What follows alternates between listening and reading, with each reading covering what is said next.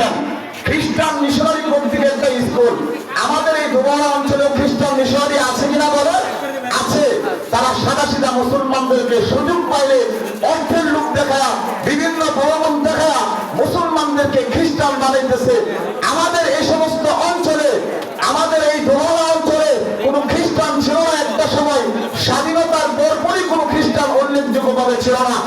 গারো জাতি যারা আছে, ভালো করে বোঝেন, গারো জাতি যারা আছে তারা সরাসরি খ্রিস্টান ছিল না।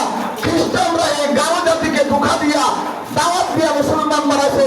তখন আমরা আলেমরা, তখন আমরা মুসলমানরা এই গাওয়ার পিছনে দাওয়াত দেওয়ার জন্য যাই নাই। অথচ আমার নবী রাহমাতুল লিল আলামিন নবুয়তের পরে 23 বছর জিন্দেগি হিন্দুকে, অমুসলিমকে দাওয়াত দেওয়ার জন্য তিনি রক্ত দিয়েছেন, তিনি কষ্ট করেছেন। আজ দুঃখের বিষয়, মুসলিম জাতি আমরা গারো খ্রিস্টান ইহুদিদেরকে দাওয়াত দিই না। যেই কাজটার জন্য আমার আপনার নবীকে আল্লাহ দুনিয়াতে পাঠিয়েছিলেন, যে কার মেরে বলেন সুবহানাল্লাহ।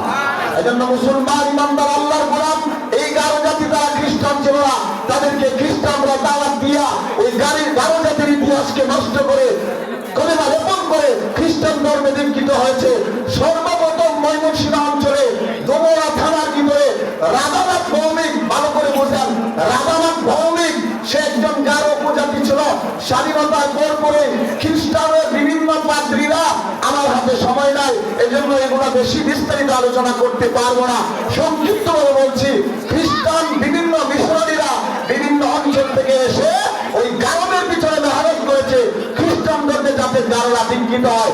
অপর পর মুসলমান আমরা, আমাদের পাশে গারো জাতি বসবাস করে আমরা নবীওয়ালা মিশন নিয়ে আলেমরাও যায় না, জালেমরাও যায় না, পাবলিকও যায় না।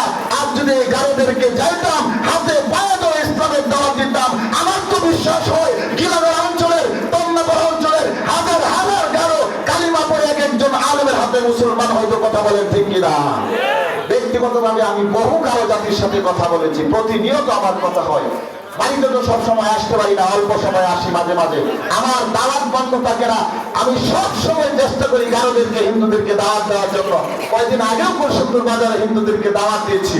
বলার উদ্দেশ্য হলো, আমি একজন আলেম হয়ে যদি দৌড়ঝাঁপ করে যদি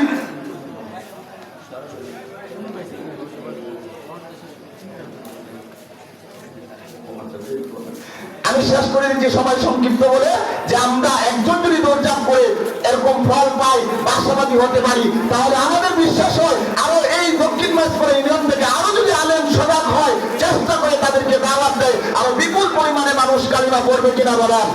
এই জন্য আমাদের এই কাজ করার দরকার আছে। যেই কথা বলতেছিলাম, ময়মনসিংহ অঞ্চলে সর্বপ্রথম কোন খ্রিস্টান ছিল না। সর্বপ্রথম রাধানাথ ভৌমিক সে খ্রিস্টান হয়েছে। আর সে রাধানাথ ভৌমিক খ্রিস্টান হওয়ার পর খ্রিস্টান মিশনারি এজেন্ডা হিসেবে কাজ করে এখন হাজার হাজার পরিবারকে এই দোবাড়া অঞ্চলে খ্রিস্টান বানাইতেছে।